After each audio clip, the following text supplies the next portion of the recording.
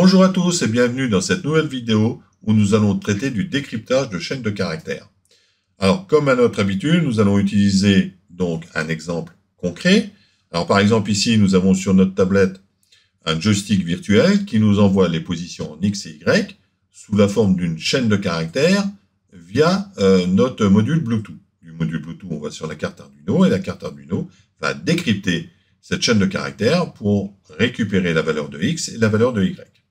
On voit par exemple à l'écran, là, c'est une recopie de ma tablette, 175 par 65. Et on voit défiler en bas 175 et 175.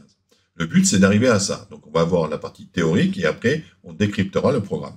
Alors, on va faire une petite démo devant vous. Voilà, j'ai le joystick. Regardez. J'arrête. Hein, la position est de 104 à 123. 104 à 123. Si je bouge ailleurs, regardez, c'est instantané. Je fais retour au centre. Hop. Et vous voyez, position 127, 127. Donc maintenant, voyons comment décrypter ce système de chaîne de caractères. Nous allons maintenant traiter de la partie théorique du décryptage de la chaîne de caractères venant du récepteur Bluetooth vers Arduino, par exemple. Alors comment tout cela fonctionne? Bien ici, on a la tablette et le smartphone qui envoient l'information à ce module Bluetooth qui est un HC06, par exemple. Le HC06 transfère les informations de la chaîne de caractères vers l'Arduino Uno sur son port logiciel. Arduino Uno va décrypter les informations et envoyer les valeurs sous format numérique, X, Y, dans notre moniteur IDE sur notre PC. Alors la méthode à utiliser, c'est, il faut déjà connaître la position de X, Y et la barre de fin, ce qui va nous permettre d'extraire la variable 180 et la variable 125. Et ensuite, on convertira donc la chaîne 180, qui est une chaîne alphanumérique, en numérique.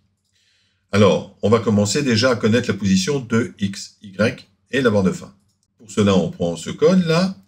Là, donc, c'est notre variable, celle-ci, qui se trouve dans chaîne de caractères. On prend la méthode à utiliser indexOf et on précise le caractère à rechercher. Le résultat, on l'aura dans notre variable qu'on a déclaré au préalable sous la forme d'un entier. Donc, X va refléter 0. Bah oui, parce que la première position de mon premier caractère, c'est égal à 0 et non pas à 1. On fait la même chose pour Y. Et on aura le résultat dans Y, une variable. Et ensuite, on fait la même chose pour la barre de fin. Donc, on précise toujours le caractère à rechercher. Nous voilà à la tête donc de 3 valeurs qui vont nous permettre d'extraire le 180 et le 125. Pour cela, on va utiliser une fonction qui s'appelle substring. Donc là, la ligne de code. Ici, on a la chaîne de caractères de départ. Et ici, on a la position de X, Y et barre de fin. Donc là, on prend chaîne de caractères, c'est toujours notre fameuse variable. Entre parenthèses, la position en X, donc le premier caractère à extraire. Et le deuxième, c'est l'emplacement de la fin de la chaîne. Mais attention, ici, X, la première valeur, c'est inclusif. Ça veut dire que là, on va extraire X. Mais ça ne nous intéresse pas. Nous, on veut extraire 1. C'est pour ça qu'on rajoute plus 1. Et on va aussi utiliser sur Y la dernière position. Mais là, c'est encore différent. C'est exclusif. C'est-à-dire qu'on ne va pas prendre en ligne de compte Y. Donc, il nous restera bien 180. Voilà. On va faire la même chose pour Y. Donc là, on va faire Y plus 1, virgule, barre de fin.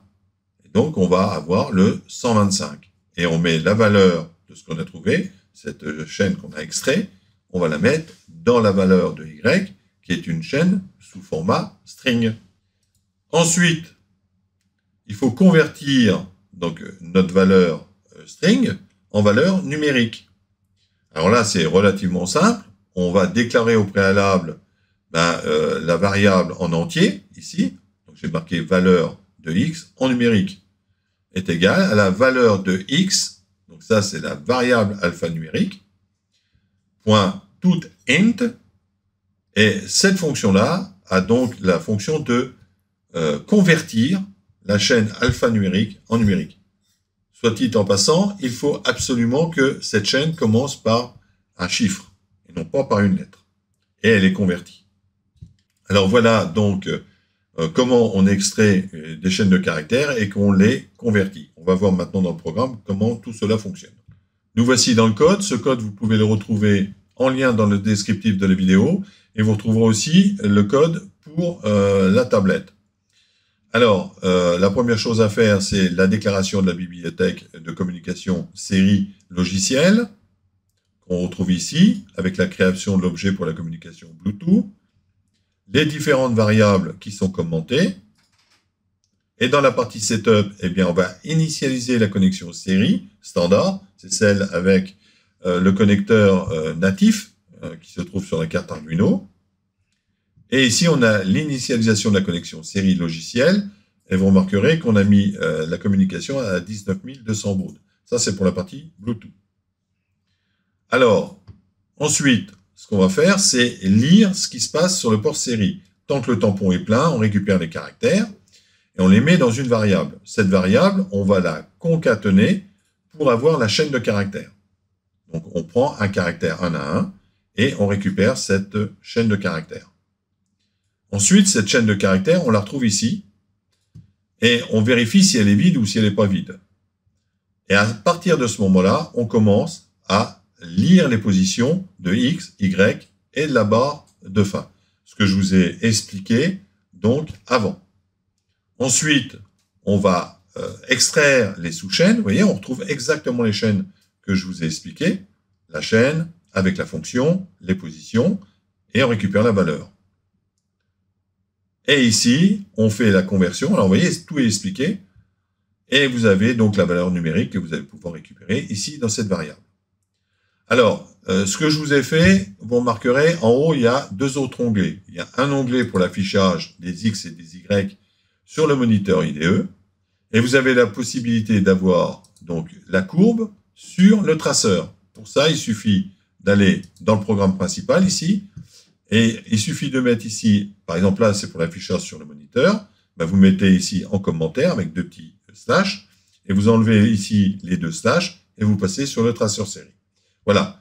Donc, vous voyez, c'est quand même un code qui est quand même très clair.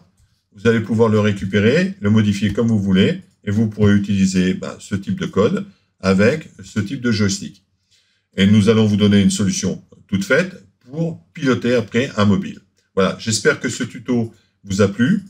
Et si ça vous a plu et que vous voulez continuer à nous suivre, abonnez-vous et puis un petit like.